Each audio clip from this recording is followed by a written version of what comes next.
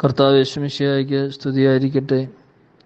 വിശുദ്ധ നോമ്പിൻ്റെ 17-ാം ദിവസമായ ഇന്ന് വിശുദ്ധ ലൂക്കോസിൻ്റെ സുവിശേഷം 12-ാം അധ്യായം 32 മുതൽ 34 വരെയുള്ള തിരുവചനങ്ങളാണ് നാം ധ്യാനിക്കുന്നത്.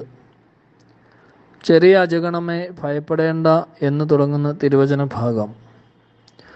ചെറിയ അജഗണം എന്നതുകൊണ്ട് എന്താണ് അർത്ഥമാക്കുന്നതെന്ന് വളരെ പെട്ടെന്ന് മനസ്സിലാക്കാൻ നാം വിശുദ്ധ ലൂക്കോസിൻ്റെ സുവിശേഷം 15-ാം അധ്യായത്തിൽ 100 ആടുകൾ ഉള്ള ഒരിടയൻ, അതിലൊന്ന് വഴിതെറ്റിപ്പോയാൽ 99നെയും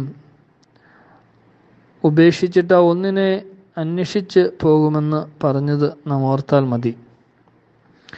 100 ആടുകളിൽ 1 എന്നത് ചെറുതാണ്. അജഗണത്തിലെ 1 ചെറുതാണ്. ഒറ്റപ്പെട്ട വഴിതെറ്റിയ ആ ആട്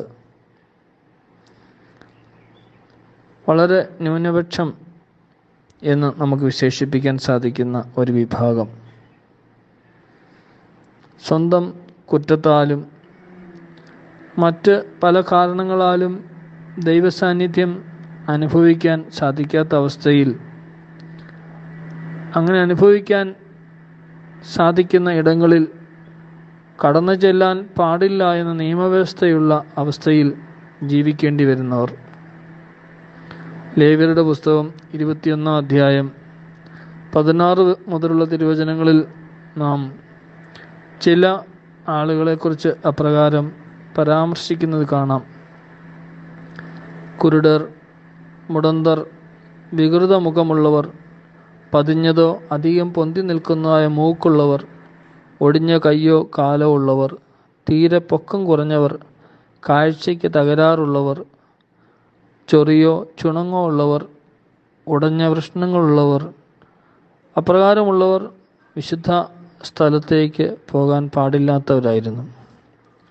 കാരണം അവർ അശുദ്ധരെന്നാണ് ദൈവജനം കാണേണ്ടിയിരുന്നത്. ഇപ്രകാരം കർമ്മം കൊണ്ടും ജന്മം കൊണ്ടും അശുദ്ധരാക്കപ്പെട്ടവർ വിശുദ്ധ ജനത്തിൻ്റെ ഭാഗം ആയിരിക്കരുതെന്ന് നിഷ്ഠയുള്ള മതനിയമം. അതിൻ്റെ ഫലമായി ആ മതത്തിനുള്ളിൽ തന്നെ അവരൊരു ചെറിയ വിഭാഗമായി വേർതിരിക്കപ്പെട്ടിരുന്നു. അപ്രകാരം തങ്ങൾക്ക് അവകാശപ്പെട്ടതിൽ നിന്നും വേർതിരിക്കപ്പെട്ടവർ ഒറ്റപ്പെടലും കുറ്റപ്പെടുത്തലും കുറ്റബോധമൊക്കെയായി ഭാരപ്പെട്ട് ജീവിക്കുന്ന സമൂഹത്തിൽ ഒന്ന് പിടിച്ചു നിൽക്കാനായി അവർ സമ്പാദിക്കുന്ന വകകളിൽ അവർ മുറുകെ പിടിക്കും. കാരണം വേർതിരിവിൻ്റെ സമ്മർദ്ദം കൂടുമ്പോൾ ചേർന്ന് നിൽക്കാനോ സ്വയം നിൽക്കാനോ ഉള്ള വകയിൽ മുറുകെ പിടിക്കുവാനുള്ള ശക്തി കൂടും.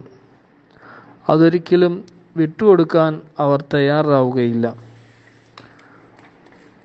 അവർക്ക് ചില ആനുകൂല്യങ്ങളും സമൂഹം നൽകുന്നുണ്ട്. ആ ആനുകൂല്യങ്ങളിലും അവർ പിടിച്ചു നിൽക്കാൻ ശ്രമിക്കും.